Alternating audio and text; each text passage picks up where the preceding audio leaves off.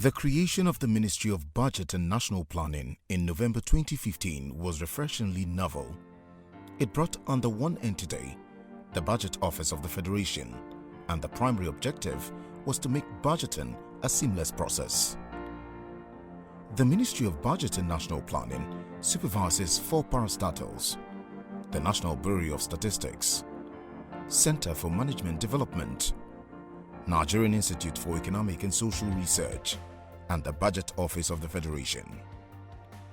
The key mandates of the ministry include rendering policy advice to the federal government on all aspects of national development, development of national plans, annual budgets, monitoring and evaluation of government policies and programs, surveillance on the economy, coordination of state and federal government's economic relations, and management of development cooperation.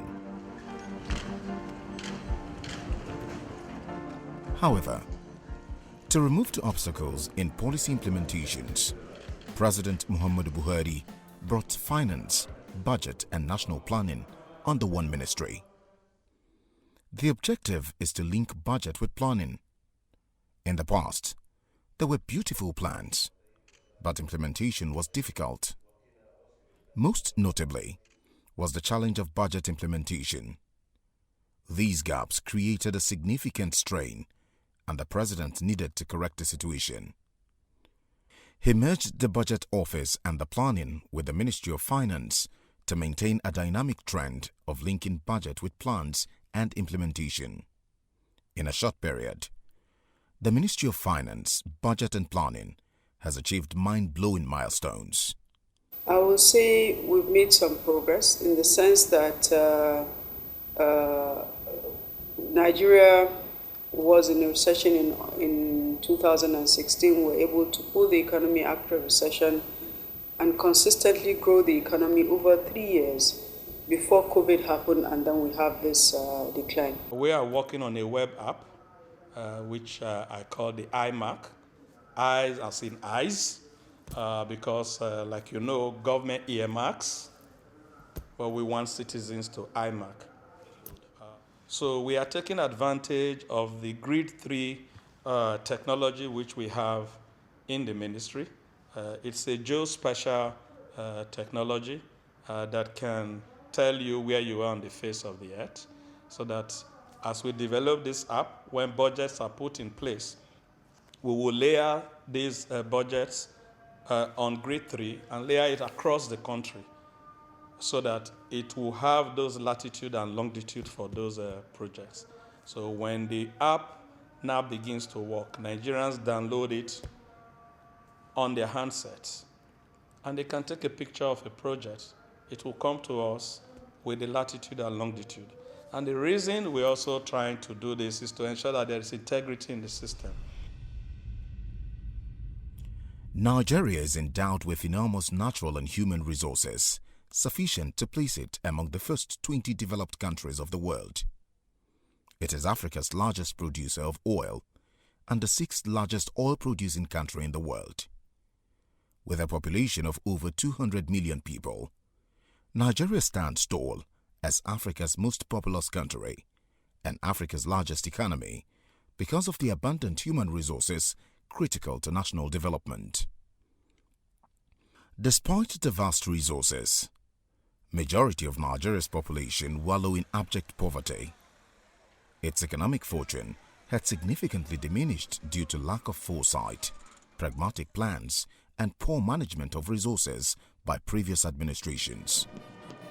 Nigeria was in desperate need of a focused political leader to rescue her from the brink of chronic economic woes. This was the sad situation before President Muhammadu Buhari, a leader with a strong character, integrity and determination to turn Nigeria around, took over the reins of government.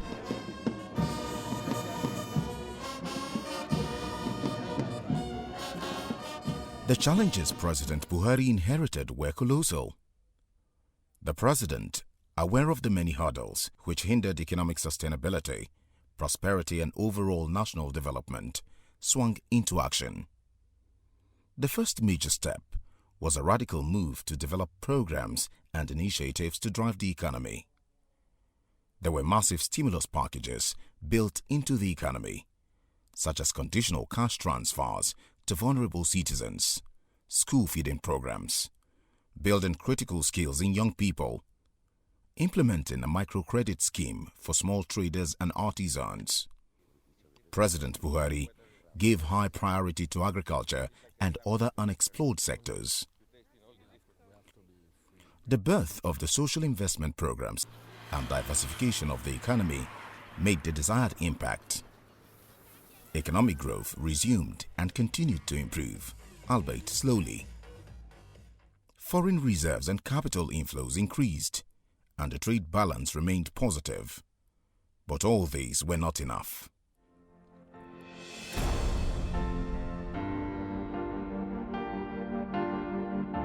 The Economic Recovery and Growth Plan 2017 to 2020, ERGP, was developed and launched in 2017, building on the successes of the Strategic Implementation Plan, SIP.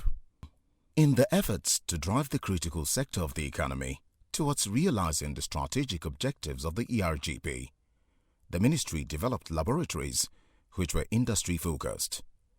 The focal areas were agriculture, transportation, power and gas, manufacturing and processing. The labs were replicated in several sectors. The main aim of the ERGP was to address the country's economic challenges and lay the foundation for economic diversification, inclusive and sustainable growth. The ERGP came as a child of necessity to pull Nigeria out of recession and position it on the path of positive and sustainable economic growth. The initiative impacted significantly on the economic productivity of President Muhammadu Buhari-led administration, as Nigeria's economy experienced 11 quarters of consecutive GDP growth after exiting recession. Key imperative of the ERGP is the achievement of sustainable agriculture and food security. So on that score also, I would say we have done well. We set out to be self-sufficient in food production in three key crops, rice, wheat, and maize. So we are carrying through the objective that the head of His Excellency the President said, that we must produce what we eat and eat what we produce. If you look at it from the point of view that Nigeria had about 5 consecutive quarters of negative GDP growth when ERGP was put in place, and the results of 12 consecutive positive GDP growth after ERGP was put in place until last quarter, which of course you know is as a result of the pandemic that slowed down things, the economy was shut down. I would say that ERGP did work.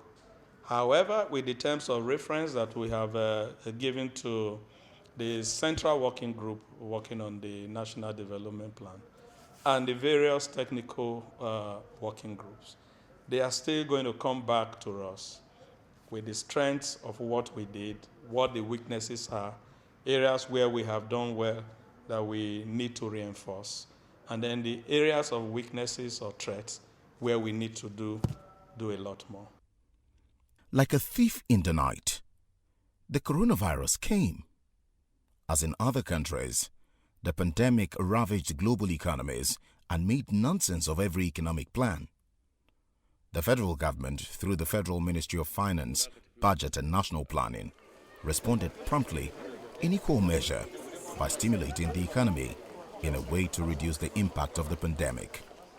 With COVID came shutdowns, and once there were shutdowns, demand fell. Supply also became a problem. So you find that in the oil sector, for instance, which is our mainstay, we had supply of crude, but there was no demand for it. There was a worldwide growth, so this affected revenues. Our own revenue in Nigeria dropped by about 67%. So with the general shutdown, the economy was in a turmoil, and there was a need to ensure that we create activities to stimulate the economy. So the sustainability plan had measures put in place to ensure that those who are really vulnerable or the vulnerable sectors in the economy were given succor.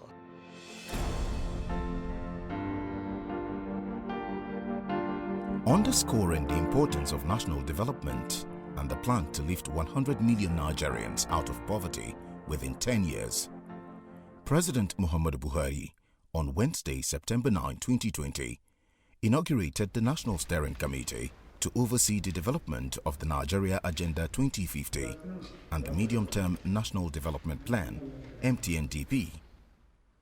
The Agenda 2050 plan is being planned as the baseline to take Nigeria up from ground zero.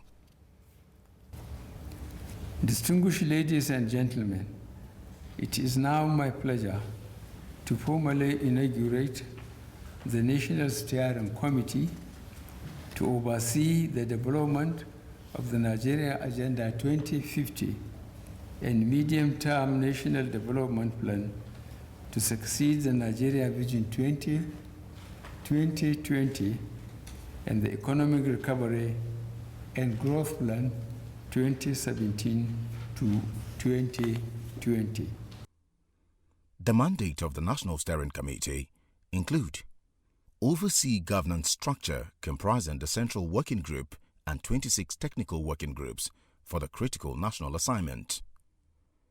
Oversee the execution of key deliverables, including recommending measures to ensure the continuous implementation of the plans even after the expiration of the tenure of successive administrations. Provision has been made in the service-wide vote for the development of the plan. But we also have support, and I would say specifically technical support from the development partners and private sector. For instance, the National Economic Summit Group gave us technical support for us to be able to develop the plan. The problem with Nigeria is that most of those who do the planning do not involve the grassroots, because whatever you are doing has to come from the grassroots. It has to come from bottom top, not top bottom. That has been the problem in the past. Look at all the rolling plans in the past by the military. None of them worked. Vision 2010 didn't work. Vision 2020 didn't work. Now we are asked to produce another plan, and I can tell you something. You know, the composition of the membership of the present steering committee was well done. These are men and women with focus, men and women who are committed to developing Nigeria. At the Central Working Group, we are supervising the technical working group, oversee the technical working group to make sure that their, reports are consolidated into one, and if there are issues, we do intervene. So it's like really, after they have been inaugurated, they are doing their work, the work has to come together. We also supervise and oversee the plan secretariat as well. But most importantly is that the models that come out of the technical working group, there are 3 very important ones that has been concluded that we are working with now, and that's the macroeconomic framework. Atedo Peterside chairs the National Steering Committee for the MTNDP, and the Minister of Finance, Budget and National Planning, Dr. Zainab Ahmed, serves as the co-chair. The new plans will also focus on addressing these binding constraints that have impeded the much desired industrialization and transformation of our economy. Emphasis should therefore be placed on technology acquisition and adaptation, research and development, as well as the macroeconomic framework, which we have identified as the important growth drivers for growth and revenue. We must also be able to ensure that we use the new plans to work towards attaining global agendas such as the Sustainable Development Goals and the AU Agenda 2063, as well as the ECOWAS Agenda. As steering committee members, our pledge is that we will work as a team. We will learn from past mistakes in terms of errors of plan design, and we also believe that we will learn from past errors in terms of implementation. Why are we so confident?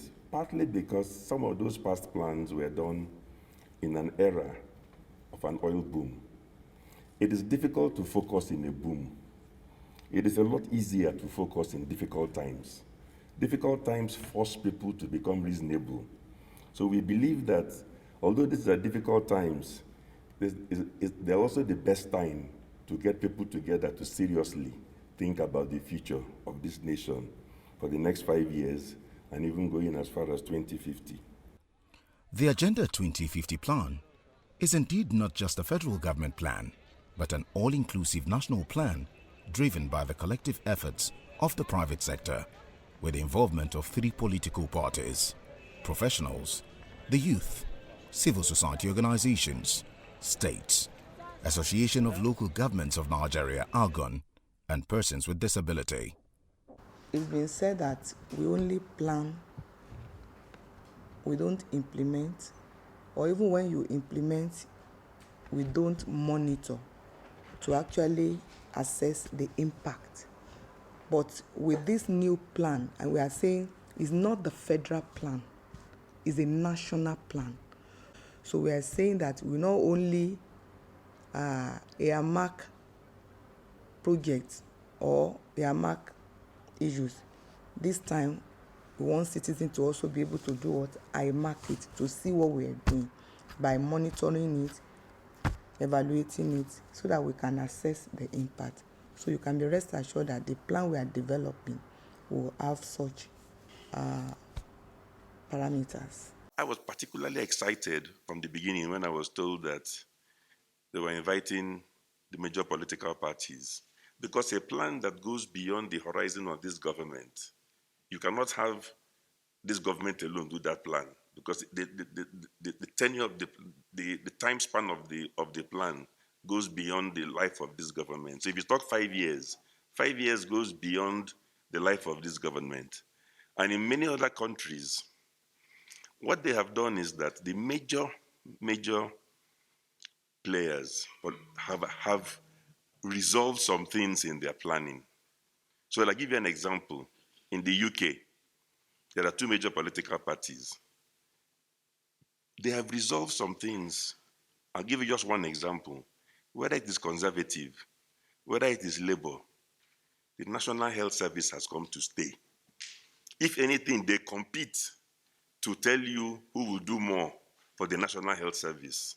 So which means that all the major political forces have accepted that this one has come to stay.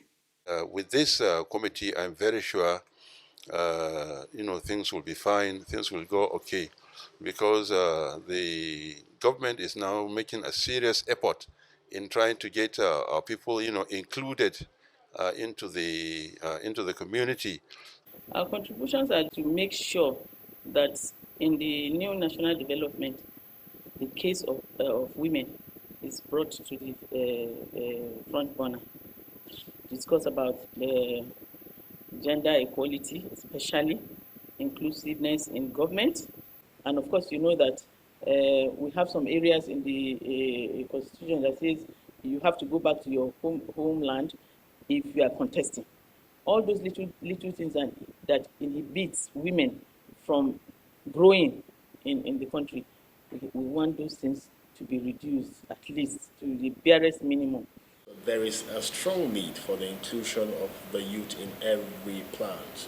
Now that we've been included, what we're bringing on board are our potentials, because we know very clearly that, okay, if these plans work on this way or that, whatever we have on paper should be merged or matched with reality, should be matched with the potentials of the average Nigerian youth. How can we harness the potentials within the youth and translate all of these potentials to productivity? So for us from the National Youth Council of Nigeria, this is the picture we are seeing, a practical picture that should be able to move Nigeria from where she is today and triggering national development, a robust economy flourishing again, which is what the plan is all about. In these times of global socio-economic instability, uncertainty and volatility, triggered by COVID-19 and aggravated by pre-existing developmental challenges, Africa looks up to Nigeria to play the lead role in the global economy. The Medium-Term National Development Plan, MTNDP, 2021 to 2025, 2026 to 2030, and the Nigeria Agenda 2050 are being articulated as a matter of conscious effort to be comprehensive. It will have the capacity to accelerate the attainment of various regional and global agenda. What we do now in terms of the medium-term plan is supposed to be a slice of the 2050 vision framework that we have. And I'll give you an example. If in 2050 we are saying that we should be having a mega city, for instance, in every zone, that means you want Lagos or Abuja replicated in every zone so that it's not just Lagos that is big. Then if we are going to be doing that in 2050, then this is the time to start. We start working towards it. For us in Nigeria to produce this kind of plan, the kind of plan that will meet the expectations of Nigerians, we have to be altruistic first. And that's why I commend the present leadership. What we're doing in on that committee has been very wonderful. People are committed. There was a time we sat from 10 o'clock in the morning till 10 in the night, all day, you know, brainstorming on how to move Nigeria forward. And I think I'm very, very optimistic that by the time we conclude our work, taking it from the technical working group, you know, to the central working group, then the steering committee will give Nigerians exactly what they want. This time around, this plan is different. It's different because of the institutional arrangements that we have put around it. The plan, the way it's going is participatory. The plan is from community upwards. We have about 26 technical working groups made up of professionals and the various diversities that we have in the country. The steering committee is led by Mr. Tedo Peterside from the organized private sector and is co-chaired by the Honorable Minister of Finance, Budget and National Planning, my sister, Mrs. Dr. Zainab Ahmed. This is because government is an enabler, so she's got to be there to ensure that the required logistics are provided, and then there's also an intermediary between the steering committee and government. Because if you look at Nigeria's GDP, more of it is from the private sector. And so we cannot develop a plan which ought to be implemented by the state, the local government, and the private sector. So they are the ones doing the plan.